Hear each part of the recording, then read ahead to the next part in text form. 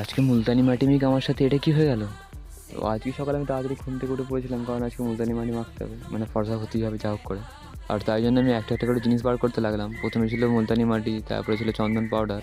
Packet থেকে 1 চামচ মুলতানি মাটি তুলে নিলাম, তারপর ডাব্বা থেকে 1 চামচ চন্দন পাউডার তুলে নিলাম। দুটো পাউডার ভালো করে মিক্স করে মাখতেই যাবো, এমন সময় মনে পড়লো কিছু একটা ফাঁক যাচ্ছে।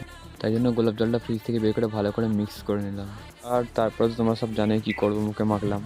যতক্ষণ আমি মুখে মুলতানি মাটি মাখছি ততক্ষণ তোমার সাবস্ক্রাইব আর লাইক করে দাও। আজকে টার্গেট থাকবে 10,000 ভিউ, দেখি তোমরা কমপ্লিট করাতে পারো কি না। আর যেমন তেমন করে আমি একটু মুলতানি মাটি মেখে চলে যাচ্ছিলাম বাইরে গামছা পরে। যতই হোক তোমরা কিন্তু আমাকে দেখে হাসবে না।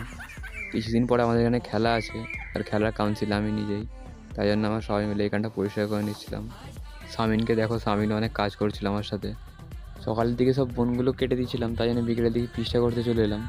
পিসটা করা হয়ে যেতে একটু টেস্ট করে দেখছিলাম কেমন হয়েছে পিসটা। আর আমার অবস্থা তো খুব খারাপ হয়ে গেছিলো গরমেতে।